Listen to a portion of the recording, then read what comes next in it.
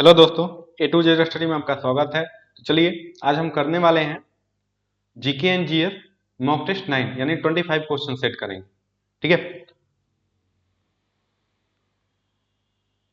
ठीक है।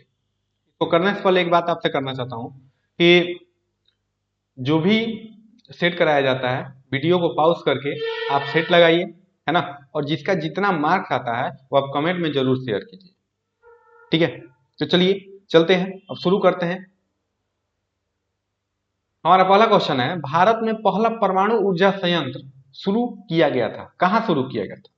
तो भारत का पहला परमाणु ऊर्जा संयंत्र जो है ये कहां शुरू किया गया, है ना।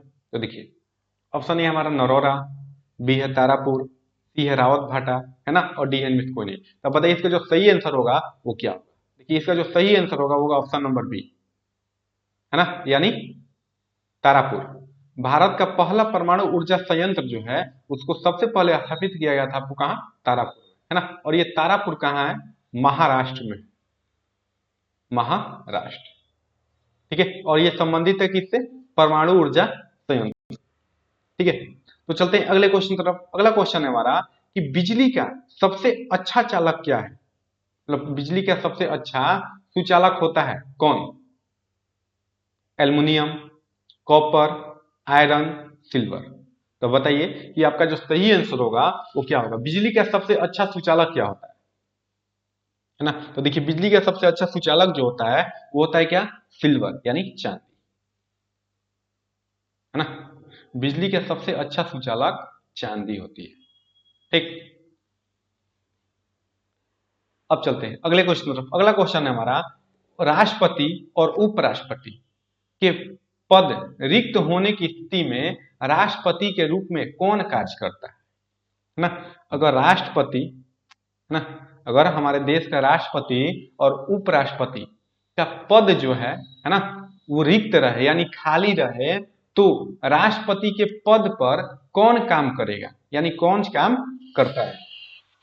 ऑप्शन ए हमारा लोकसभा अध्यक्ष, भारत के मुख्य न्यायाधीश, कि भारत के महान्यायवादी, की ऑप्शन डी राज्यसभा के सभापति। अब बताइए इसका जो सही आंसर होगा वो क्या होगा, है ना। तो देखिए इसका जो सही आंसर होगा वो होगा ऑप्शन नंबर बी,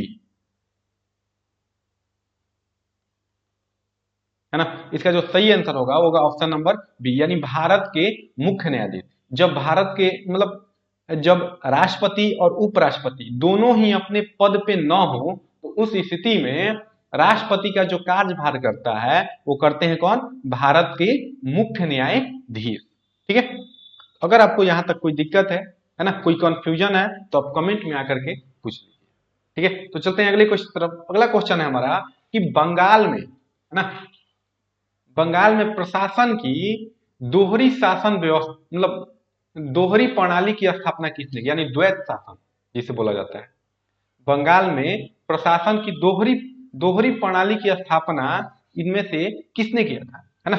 बंगाल में दोहरी शासन किसने लागू किया?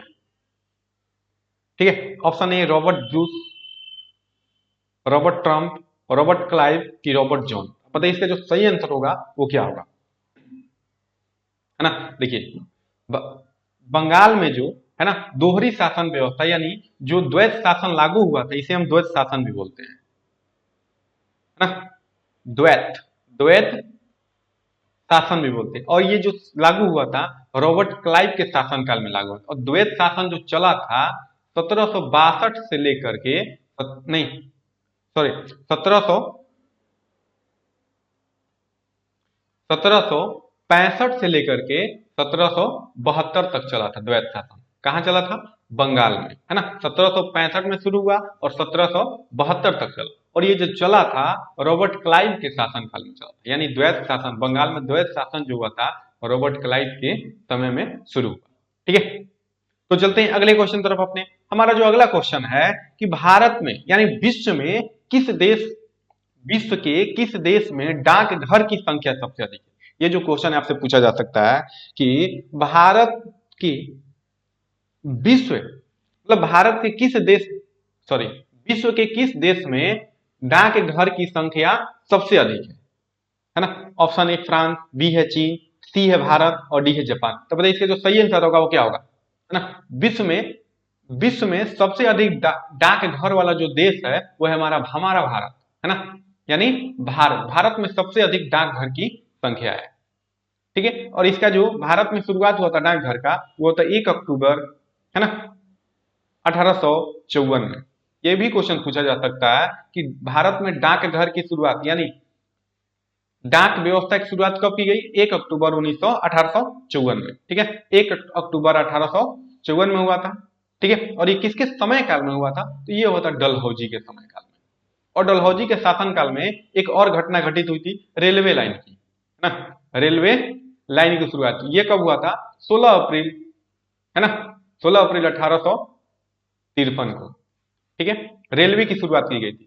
और यहाँ पे डाक की शुरुआत किया गया 1 अक्टूबर 1854 में, वो भी डलहौजी के शासनकाल में था, ठीक है। अगर आपको यहाँ से कोई दिक्कत है तो आप कमेंट में आकर के जरूर पूछिए, ठीक है। तो चलते हैं अगले क्वेश्चन तरफ। अगला क्वेश्चन है हमारा, इंटरनेट पर, है ना, इंटरनेट पर मेल भेजने या प्राप्त करने के लिए किस सेवा का उपयोग किया जाता है ना।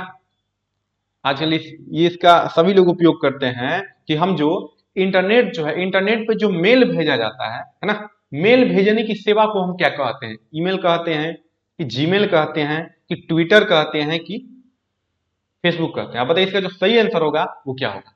इंटरनेट पे जो मेल भेजा जाता है उसे हम क्या बोलते हैं? देखिए इसका जो सही आंसर होगा ऑप्शन नंबर ए, है ना, यानी मेल, ईमेल। ईमेल का जो फुल नेम होता है इलेक्ट्रिक मेल होता है, इलेक्ट्रिक मेल, ठीक है। तो चलते हैं अगले क्वेश्चन तरफ, इलेक्ट्रिक मेल, है ना।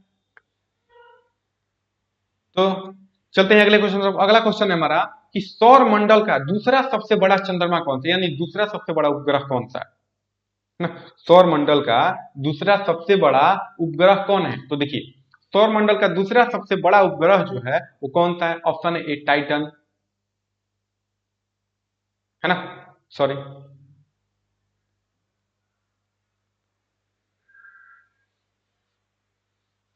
देखिए ये क्वेश्चन बता देते हैं, सही ऑप्शन टाइप हो गया गलत। देखिए हमारे सौर मंडल का दूसरा सबसे बड़ा जो चंद्रमा है वो है शनि का, है ना, यानी जिसका नाम क्या है? टाइटन। दूसरा सबसे बड़ा चंद्रमा है टाइटन, है ना। और सबसे बड़ा कहेगा तो बृहस्पति का गैनीमेड, गैनीमेड, ठीक है। ये क्वेश्चन को छोड़ दीजिए, ऐसे ही ध्यान में रखिए कि हमारे सौर मंडल का दूसरा सबसे बड़ा जो चंद्रमा है वो कौन सा है? टाइटन है, यानी शनि का। टाइटन किसका उपग्रह है? शनि का। ये क्वेश्चन पूछता है हमसे कि टाइटन किसका उपग्रह है? तो है शनि का। और ये सौर मंडल का दूसरा सबसे बड़ा चंद्रमा है, ठीक है। और सबसे बड़ा चंद्रमा बोलेगा सौर मंडल का तो है बृहस्पति का, यानी उसका नाम है गैनीमेड, ठीक है। तो चलते हैं अगले क्वेश्चन की तरफ। अगला क्वेश्चन है हमारा, ये क्वेश्चन को आप छोड़ दीजिए, ऐसे ही ध्यान में रखिएगा, है ना। तो चलते हैं 8 नंबर क्वेश्चन है, अकबरनामा किसने लिखी? अकबरनामा जो है किताब है एक, वो किसके द्वारा लिखी गई, है ना। तो देखिए फैजी के द्वारा, कि अब्दुल रहीम खान खन्ना के द्वारा, कि अबुल फजल के द्वारा, अब्दुल कादिर बदायूं, है ना, बदायूं थे उनके द्वारा, किसके द्वारा लिखा गया था? तो ये जो है ये लिखा गया था अबुल फजल के द्वारा, है ना, अबुल फजल के द्वारा। अकबरनामा जो पुस्तक है वो किसके द्वारा अकबरनामा लिखा गया था? अबुल फजल। और एक आता है कि बाबरनामा किसके द्वारा लिखा गया था? बाबर, है ना। बाबरनामा जो है वो खुद बाबर के द्वारा लिखा गया था, ठीक है। बाबरनामा बाबर के द्वारा लिखा गया था और अकबरनामा कहेगा तो अबुल फजल के द्वारा। तो चलते हैं अगले क्वेश्चन तरफ। अगला क्वेश्चन हमारा कि दुनिया में सबसे पुराना वेद कौन सा, यानी सबसे प्राचीन वेद कौन सा है ना। दुनिया की सबसे प्राचीन वेद हम किसे कहेंगे? यजुर्वेद, अथर्ववेद, ऋग्वेद की सामवेद? अब बताइए इसका जो सही आंसर होगा वो क्या होगा? देखिए दुनिया की सबसे पुराना यानी सबसे प्राचीन वेद जो है वो है ऋग्वेद, है ना, ऋग्वेद। अब इसलिए इसका जो सही आंसर होगा वो होगा हमारा क्या? Option number C. अब और कहेगा कि दुनिया का सबसे नया वेद यानी सबसे बाद का वेद जो है, नया वेद, है ना, नया वेद जो है वो है अथर्ववेद, अथर्ववेद। इसे हम जादू टोना का वेद भी बोलते हैं, ठीक है, यानी वशीकरण, जादू टोना, ये जितनी भी होती है ये सब अथर्ववेद में होता है। और ऋग्वेद है ना, ये क्या है, सबसे पुराना वेद है, विश्व का सबसे पुराना वेद ऋग्वेद। तो चलिए अगले क्वेश्चन तरफ चलते हैं। अगला क्वेश्चन है हमारा कि भारत का मौसम विज्ञान विभाग कहाँ स्थित है। भारत का जो मौसम विभाग है, मौसम से संबंधित जानकारी जो मिलती है, वो विभाग यानी वो संस्था कहाँ है ना। भारत का मौसम विज्ञान विभाग कहाँ पर स्थित है, पुणे में कि हैदराबाद में कि दिल्ली में कि चंडीगढ़ में। बताइए इसका जो सही आंसर होगा वो क्या होगा, है ना। तो चलिए चलते हैं क्वेश्चन की तरफ, है ना। इसका जो सही आंसर होगा वो होगा ऑप्शन नंबर सी, यानी दिल्ली, नई दिल्ली में, नई दिल्ली। ठीक है, भारत का मौसम विज्ञान विभाग जो है वो नई दिल्ली में स्थित है। ठीक है, आप सेट लगाना बिल्कुल भी मत भूलिएगा। ठीक है, जिसका जितना नंबर आएगा वो आप कमेंट में आप जरूर शेयर कीजिए। ठीक है, ताकि ये पता चले कि आपकी तैयारी कैसी है। ठीक है, तो चलते हैं अगले क्वेश्चन तरफ। अगला क्वेश्चन है हमारा, विश्व का सबसे ज्यादा जनसंख्या किस देश में है ना। विश्व में सबसे अधिक जनसंख्या वाला देश कौन सा है। ठीक है, तो ऑप्शन ए भारत, बी है बी नंबर चीन, सी है अमेरिका और डी है ऑस्ट्रेलिया। तो बताइए इसका जो सही आंसर होगा वो क्या होगा। ठीक है, विश्व में सबसे अधिक जनसंख्या वाला जो देश है वो कौन सा है। ठीक है, तो देखिए विश्व में सबसे अधिक जनसंख्या वाला देश है चीन, है ना। इसलिए हमारा जो सही आंसर होगा वो होगा क्या, चीन। विश्व में सबसे ज्यादा जनसंख्या किस देश में है, तो चीन में। ठीक है, और दूसरा नंबर पे है भारत, यानी सेकेंड नंबर पे, 2 नंबर पे है भारत, फर्स्ट नंबर पे है चीन और सेकेंड नंबर पे है भारत। ठीक है, ये भी क्वेश्चन पूछ सकता है कि विश्व में भारत की जनसंख्या, मतलब विश्व में भारत की जो है ना, भारत का स्थान जनसंख्या में कितने नंबर पे है, तो है 2 नंबर पे। ठीक है, तो चलिए चलते हैं अगले क्वेश्चन की तरफ। अगला क्वेश्चन है हमारा कि अकबर के शासन काल के दौरान मुगल साम्राज्य में जो वित्त मंत्री था ना, वित्त मंत्री कौन था। जब अकबर का शासन काल चल रहा था, है ना, उस दौरान मुगल साम्राज्य के यानी मुगल वंश के वित्त मंत्री के पद पे कौन थे, है ना। आपको ऑप्शन दिया गया, ए बीरबल, बी है राजा मानसिंह और सी है तानसेन और डी है राजा टोडरमल। ठीक है, तो देखिए इसका जो सही आंसर होगा ऑप्शन नंबर डी, टोडरमल, राजा टोडरमल। अकबर के शासनकाल के दौरान मुगल साम्राज्य के जो वित्त मंत्री के पद था, वित्त मंत्री के पद पे थे राजा टोडरमल। ठीक है, इसलिए आपको कंफ्यूजन नहीं होना है। ठीक, बीरबल नहीं थे, इनके मंत्री थे। ठीक है, सलाहकार थे इनके, बीरबल जो थे अकबर के सलाहकार थे। ठीक है, इसलिए इसका जो सही आंसर होगा ऑप्शन नंबर डी, राजा टोडरमल। ये जो क्वेश्चन है आपसे ज्यादातर पूछा जाता है कि मुगल काल में अकबर के समय में कौन वित्त मंत्री के पद पे आसीन थे, तो राजा टोडरमल। ठीक है, तो चलिए अगले क्वेश्चन तरफ चलते हैं। अगला क्वेश्चन है हमारा, भारत की स्थलीय सीमा कितनी है। ठीक है, भारत की जो स्थलीय सीमा है कितने किलोमीटर तक है, 15,200, 7,500 की 6,000। ठीक है, अब बताइए इसका जो सही आंसर होगा वो क्या होगा। देखिए इसका जो सही आंसर होगा वो ऑप्शन नंबर ए, 15,200। भारत की स्थलीय सीमा जो है वो कितनी लंबी है, 15,200। ठीक है, 15,200 जो है भारत की स्थलीय सीमा की लंबाई है। ठीक है, तो यहां से आपको कोई दिक्कत नहीं होना चाहिए। देखिए, है ना, यहां से अगर कोई दिक्कत है तो आप कमेंट में आकर के पूछिए। और हाँ, आपके लिए टॉपिक वाइज, ठीक है, वीडियो जारी किया जाएगा, है ना, जिसमें हम नेवी एमआर के लिए स्पेशल बैच, मतलब नेवी एमआर का स्पेशल जीके एंड जीएस का टॉपिक वाइज क्वेश्चन कराएंगे। ठीक है, तो चलते हैं अगले क्वेश्चन की तरफ। अगला क्वेश्चन है हमारा कि निम्नलिखित में से कौन सी बीमारी श्वसन तंत्र के माध्यम से होती है, यानी सांस लेने से होती है। इनमें से कौन सी ऐसी बीमारी है जो हमें श्वसन तंत्र के माध्यम से होती है। ठीक है, ऑप्शन ए इन्फ्लुएंजा, बी है गलसुआ और सी है खसरा और डी है इनमें से सभी। तो बताइए इसका जो सही आंसर होगा वो क्या होगा। देखिए इसका जो सही आंसर होगा वो होगा ऑप्शन नंबर डी। ये जितने भी रोग हैं वो सब क्या है, श्वसन तंत्र के माध्यम से होते हैं, है ना। इन्फ्लुएंजा हो गया, गलसुआ हो गया, खसरा हो गया, ये सब बीमारी किससे होंगे, तो श्वसन तंत्र के माध्यम से। इसलिए इसका जो सही आंसर होगा होगा ऑप्शन नंबर डी। तो चलते हैं अगले क्वेश्चन तरफ। अगला क्वेश्चन है हमारा, एक्स किरणों की खोज किसने की थी, है ना। एक्स किरण का खोज किसने किया था, तो ये जो है क्वेश्चन आप खुद बताइएगा, है ना। कमेंट में कमेंट करके बताइएगा कि एक्स एक्स किरण की खोज किसने की थी, ठीक है। ये हमने पहले भी बता चुका है, इसलिए हम आपके लिए एक होमवर्क के तौर पे, मतलब होमवर्क के लिए दे रहे हैं। आप कमेंट में बताइएगा इसका जो सही आंसर होगा वो क्या होगा, ठीक है। तो चलते हैं अगले क्वेश्चन की तरफ। अगला क्वेश्चन है हमारा, तो निम्नलिखित में से कठोरतम पदार्थ कौन सा है, इनमें कठोर पदार्थ कौन सा है, सबसे हार्ड, ठीक है। ए है प्लेटिनम, बी है हीरा, सी है सोना, डी है चांदी। अब आप बताइए कि इनमें से सबसे कठोर यानी सबसे हार्ड कौन सा होता है, कौन होता है।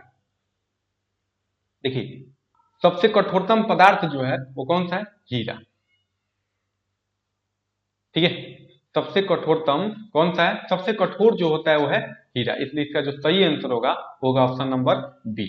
अगले क्वेश्चन तरफ चलते हैं। अगला क्वेश्चन है हमारा, पेट्रोल की आग को बुझाने के लिए उत्तम साधन क्या है, मतलब पेट्रोल जब पेट्रोल से आग लग जाती है तो हम किसका प्रयोग करेंगे, है ना। किस तरह के, है ना, पेट्रोल की आग को बुझाने के लिए हम कौन से गैस का प्रयोग करते हैं, तो वो है कार्बन डाइऑक्साइड, ठीक है, वो है हमारा कार्बन डाइऑक्साइड। तो चलिए चलते हैं अगले क्वेश्चन तरफ। अगला क्वेश्चन है हमारा, केवलादेव राष्ट्रीय उद्यान राजस्थान के किस जिले में है ना। केवलादेव जो राष्ट्रीय उद्यान है वो राजस्थान के किस जिला में है, भरतपुर में है कि अजमेर में है कि जयपुर में है कि कोटा में, ठीक है। तो देखिए इसका जो सही आंसर होगा वो होगा क्या, भरतपुर, ठीक है।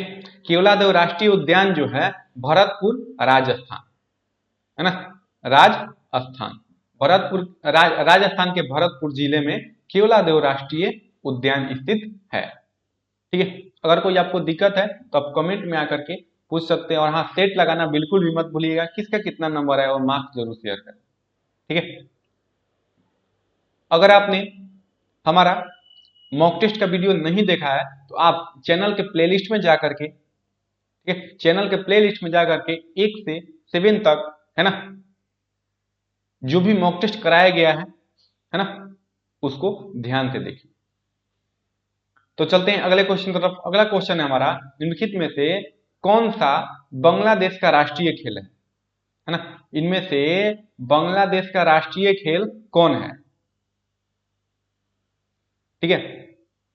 बांग्लादेश का राष्ट्रीय खेल जो है बॉक्सिंग, कबड्डी, सी है क्रिकेट और डी है खो खो, ठीक है। तो देखिए इसका जो सही आंसर होगा वो क्या होगा, ऑप्शन नंबर बी यानी कबड्डी। बांग्लादेश का जो राष्ट्रीय खेल है वो क्या है, कबड्डी है ना। इसलिए इसका जो सही आंसर होगा ऑप्शन नंबर, वो होगा ऑप्शन नंबर बी। देखिए एक मॉक टेस्ट 7 था, है ना, मॉक टेस्ट 7 में वर्ल्ड हेल्थ ऑर्गेनाइजेशन जो था उसके बारे में बताए थे, है ना। इसका जो फुल फॉर्म होता है उसमें हम WTO के बारे में बता दिए थे। देखिए वर्ल्ड हेल्थ और विश्व स्वास्थ्य संगठन जो होता है उस WHO है ना, इसका जो फुल फॉर्म होता है World Health Organization, World Health Organization होता है, ठीक है। और WTO का होता है World Trade Organization, World Trade यानी विश्व व्यापार संगठन। ये अलग है और ये अलग है, ठीक है। तो चलिए चलते हैं अगले क्वेश्चन तरफ। अगला क्वेश्चन है हमारा, जैन वास्तुकला का प्राचीनतम उदाहरण कहाँ मिलता है, ठीक है। जैन वास्तुकला का प्राचीनतम उदाहरण कहाँ मिलता है, ए है दिलवाड़ा, बी है खजुराहो, सी है पुरी और डी है वाराणसी। आप बताइए कि जैन वास्तुकला का प्राचीनतम उदाहरण जो है वो कहाँ मिलता है। देखिए जैन वास्तुकला का जो प्राचीनतम उदाहरण है ना, वो कहाँ मिलता है, दिलवाड़ा, है ना, दिलवाड़ा में मिलता है। कहाँ मिलेगा? दिलवाड़ा में। तो चलते हैं अगले क्वेश्चन की तरफ। अगला क्वेश्चन है, कर्नाटक में कौन सी भाषा बोली जाती है? कर्नाटक यानी कर्नाटक में कौन सी भाषा बोली जाती है? तो बताइए इसका जो सही आंसर होगा वो क्या होगा? मराठी, हिंदी, मलयालम, कन्नड़। ठीक है, तो देखिए इसका जो सही आंसर होगा वो होगा ऑप्शन नंबर डी, है ना, यानी कन्नड़। कर्नाटक में सबसे यानी कर्नाटक में बोली जाने वाली भाषा कौन सी है? वो है कन्नड़ बोली जाती है ना, ज्यादातर मात्रा में, अधिक मात्रा में कर्नाटक में कन्नड़ ही बोली जाती है। इसलिए इसका जो सही आंसर होगा ऑप्शन नंबर डी। तो चलिए चलते हैं अगले क्वेश्चन की तरफ। अगला क्वेश्चन है, नाट्य शास्त्र किसने लिखी? जो नाट्य शास्त्र है, नाट्य शास्त्र किसके द्वारा लिखा गया था? ऑप्शन ए पाणिनि, है ना, बी है कौटिल्य, सी है पतंजलि और डी है भरत। तो बताइए इसका जो सही आंसर होगा वो क्या होगा? ठीक है, तो देखिए इसका जो सही आंसर होगा वो होगा ऑप्शन नंबर डी, यानी भरतपुर। भरतपुर जो है, नहीं भरत मुनि, है ना, भरत मुनि, सॉरी भरत मुनि होगा। भरत मुनि नाट्य शास्त्र लिखी थी। भरत मुनि ने नाट्य शास्त्र को लिखा था, इसलिए इसका जो सही आंसर होगा ऑप्शन नंबर डी। नाट्य शास्त्र किसने लिखा? तो भरत मुनि ने नाट्य शास्त्र को लिखा। तो चलते हैं अगले क्वेश्चन की तरफ। अगला क्वेश्चन है हमारा, निम्नलिखित में से सबसे छोटा जीव कौन सा है? इनमें से सबसे छोटा जीव कौन सा है? माइकोप्लाज्मा कि ईस्ट, विषाणु, है ना, कि जीवाणु? तो बताइए इसका जो सही आंसर होगा वो क्या होगा? देखिए इसका जो सही आंसर होगा ऑप्शन नंबर ए, यानी माइकोप्लाज्मा, है ना। सबसे छोटा जीव जो है वो कौन सा है? वो है माइकोप्लाज्मा। ठीक, इसलिए इसका जो सही आंसर है वो ऑप्शन नंबर ए। तो चलते हैं अगले क्वेश्चन तरफ। अगला क्वेश्चन है, ऊपर उठाए गए, है ना, हथौड़े के पास क्या होता है? कौन सी ऊर्जा होगी? जब हथौड़ा हम चलाने के लिए उठाते हैं, उठाने की स्थिति में जब हम उठाते हैं, उठाए रहते हैं, उसमें उस स्थिति में उस हथौड़े में कौन सी ऊर्जा रहती है? ए है मांसपेशीय ऊर्जा, की यांत्रिक ऊर्जा, की स्थितिज ऊर्जा, की गतिज ऊर्जा, है ना। जब हम उठाते हैं तो उसमें कौन सी ऊर्जा होगी? तो उसमें होगी आपको कौन सी? ऑप्शन नंबर सी, यानी स्थितिज ऊर्जा। उठाए हुए हथौड़े के में स्थितिज ऊर्जा होती है, इसलिए इसका जो सही आंसर है होगा ऑप्शन नंबर सी। तो चलिए, अगर आपको यहां तक कोई दिक्कत है आप कमेंट में आकर के जरूर पूछिए।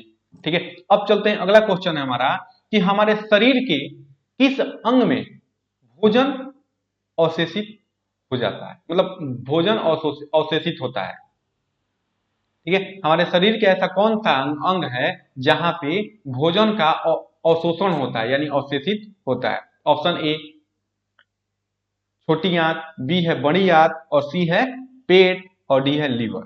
तो बताइए इसका जो सही आंसर होगा वो क्या होगा?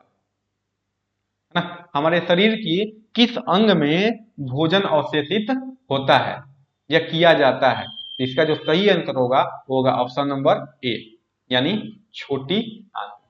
ठीक है, ऑप्शन नंबर ए, छोटी आंत में क्या होता है? हमारे शरीर में मतलब हमारा जो भोजन है, भोजन अवशोषित होके छोटी आंत में जाता है ना, तो अवशोषित भोजन छोटी आंत में जाएगा। ठीक है, आज बस इतना ही, जिसमें आज हम 25 क्वेश्चन किए और आगे आगे भी 25 क्वेश्चन करेंगे, है ना।